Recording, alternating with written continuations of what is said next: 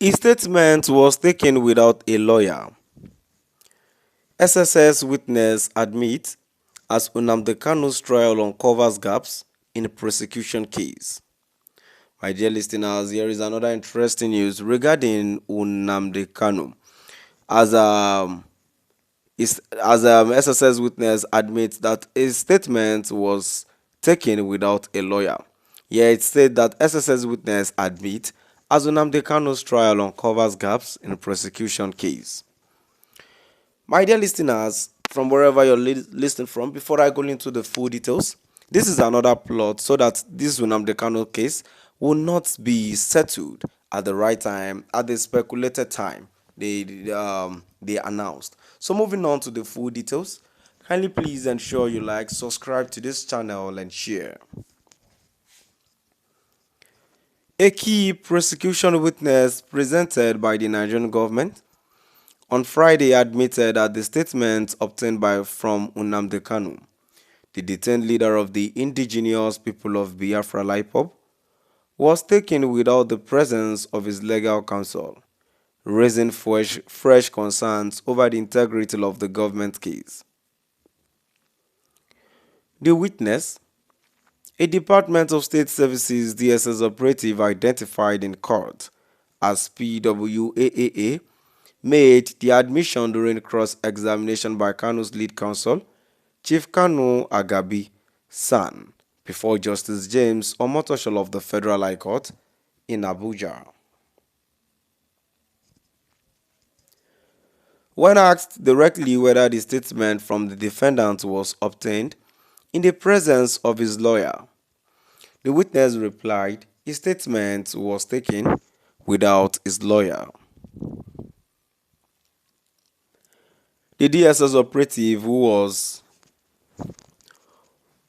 part of the 2015 operation that led to the Kanu's arrest in Lagos also confirmed that no weapons, instruments of violence, or offensive items were recovered from IPOB leader at the time of arrest. The witness said none when asked if any incriminating items were found. Further revelations from the courtroom showed that the items recovered from Kanu included multiple electronic devices and personal effects such as laptops, modems, phones, perfumes, clothes, a British and Nigerian passport, and some IPOB-related documents, none of which were classified as arms or evidence of terrorism.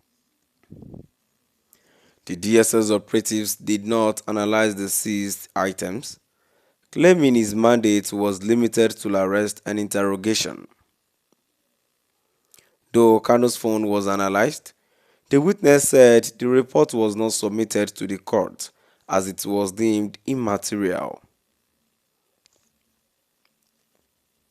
In 10 years since the initial arrest, no person has come forward to accuse Kanu of any criminal activity, the witness admitted.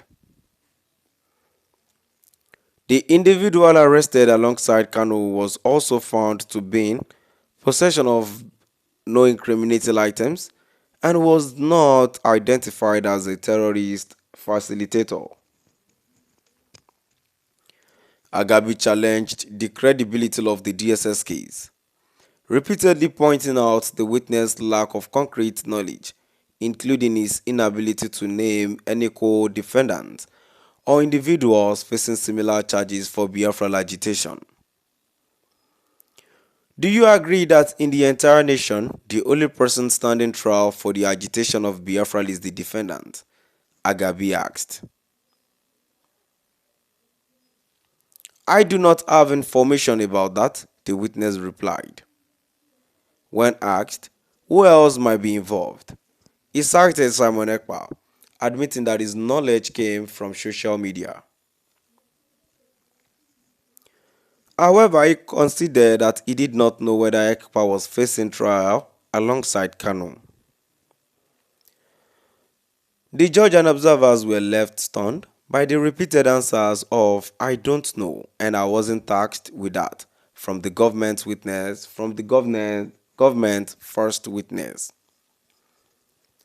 Kanu, who has been held in DSS custody since his controversial extradition from Kenya in 2021, appeared in court with a robust legal team comprising six advocates of Nigeria. His lawyers maintain that the charges against him are politically motivated and rooted in his peaceful advocacy for Biafran self-determination. My dear listeners, now we have come to the end of our today's news. Please do drop by at the comment section and let's know what your view is all about. Thank you for listening.